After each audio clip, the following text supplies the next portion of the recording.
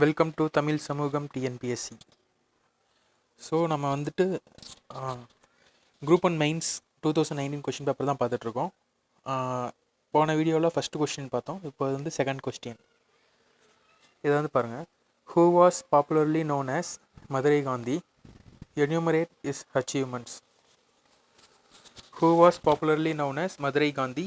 Enumerate it's achievements. இது வந்து direct question. Madurai Gandhi அப்படின்ட்டு பாப்புலராக யார் தெரியப்படுறாங்க அப்படின்னு கேட்டிருக்காங்க. அடுத்தது அவருடைய அச்சீவ்மெண்ட்ஸ் என்னன்னு கேட்டிருக்காங்க. ஸோ ஃபஸ்ட்டு இன்ட்ரோ பாருங்கள்.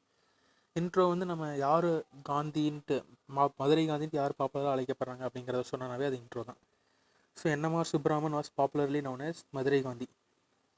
ஏன் மதுரை காந்தின்னு சொல்கிறாங்கன்னா அவரோட காந்தியன் பிரின்சிபல்ஸ்க்காக. ஓகேங்களா. ஸோ அவருடைய அச்சீவ்மெண்ட்ஸ் அடுத்தது என்யூமரேட் இஸ் அச்சீவ்மெண்ட்ஸ்.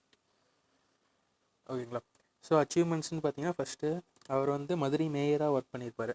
ஓகேங்களா. அது ஃபஸ்ட் ஒன். அவர் அந்த மேயராக இருந்தபோது அங்கே நிறையா ஒர்க்ஸ்லாம் பண்ணியிருந்திருப்பார். ஓகேங்களா. மக்களுக்கான நிறையா ஒர்க்ஸ் பண்ணியிருந்திருப்பார். நெக்ஸ்ட்டு வந்து லெஜிஸ்லேச்சர் ஆஃப் மெட்ராஸ் அசம்பிளியில் எம்எல்ஏவாக இருந்திருப்பார். மெம்பர் ஆஃப் லெஜிஸ்லேட்டிவ் அசம்பிளியாக இருந்திருப்பார். எப்போனா 1926 அண்ட் 1932 இருந்திருப்பார். நெக்ஸ்ட்டு காந்தி நிகேதன்கிற ஒரு ஆசிரமம் வந்துட்டு அவர் ரன் பண்ணிப்பார். ஓகேங்களா. எங்கன்னா கல்லுப்பட்டி, கல்லுப்பட்டின்னு சொல்லுவாங்க. அந்த இடத்துல வந்துட்டு அவர் ஆசிரமம் இது பண்ணியிருப்பார். Next Gandhi gram rural institute for higher education. அந்த மாதிரி ஒரு ஹையர் எஜுகேஷனுக்காக ஒரு காலேஜ் வந்து மதுரையில் வந்துட்டு பில்ட் பண்ணியிருப்பார். திண்டுக்கல் அந்த சைடில் இருக்கும். ஓகேங்களா. இது இப்போ வந்துட்டு யூனிவர்சிட்டியாக இருக்குது. ஸோ அப்போ அந்த காலகட்டத்தில் அங்கே இருந்த அவங்களுக்கு எஜுகேஷன் ஹையர் எஜுகேஷன் கொடுக்குறதுல இது ரொம்ப முக்கியமான ஒரு பங்காற்றியிருக்கு. நெக்ஸ்ட்டு முக்கியமான ஒரு அச்சீவ்மெண்ட்னு சொல்லலாம். இதுதான் ஃபஸ்ட் பாயிண்ட் எழுதியிருக்கணும். இது பின்னாடி எழுதியிருக்கேன். Madurai Meenakshi Amman temple entry moment. ஓகேங்களா.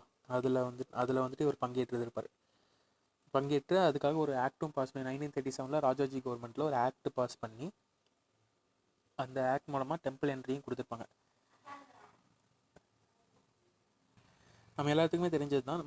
1932 காந்தி ஹரிஜன் சேவாக் சங்கம்னு ஒன்று ஆரம்பிச்சிருப்பார். அதோடைய பிரான்ச் வந்து எங்கன்னா மதுரையில் இருந்திருக்கும். மதுரை பிரான்ச் இருக்கும். அந்த மதுரை பிரான்ச்சுடைய மதுரை பிரான்ச்சில் மெம்பராக இருந்திருப்பார். ஓகேங்களா. என்எம்ஆர் சுப்பராமன். அப்போது வந்துட்டு அவர் வந்துட்டு அந்த Meenakshi Amman temple entry moment அங்கே நடத்தியிருப்பாங்க அந்த ஹரிஜன் சேவக் சங்கம் மூலமாக. ஸோ அதனால் வந்துட்டு ராஜா கோபாலாச்சாரி வந்துட்டு சிஎம்மாக இருந்தப்போ அதுக்கான ஆக்டும் பாஸ் பண்ணியிருப்பாங்க டெம்பிள் என்ட்ரிக்காக. அடுத்து காந்தி மியூசியம் அவர் தான் வந்துட்டு எஸ்டாப்ளிஷ் பண்ணியிருப்பார். காந்தி மெமோரியல் மியூசியம் அப்படின்னு மதுரையில் இருக்கும். நீங்கள் மூவியில் கூட பார்த்துருப்பீங்க. ஸோ அந்த காந்தி மெமோரியல் மியூசியம் வந்துட்டு இவர் தான் வந்து எஸ்டாப்ளிஷ் பண்ணியிருப்பார். நெக்ஸ்ட்டு காந்தி மண்டபம் மதுரையில் வந்து எஸ்டாப்ளிஷ் பண்ணியிருப்பார்.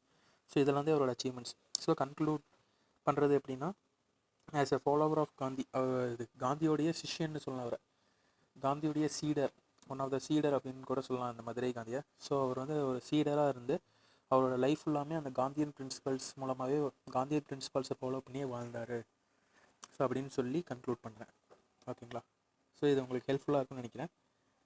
தேங்க்யூ ஃபார் வாட்சிங்.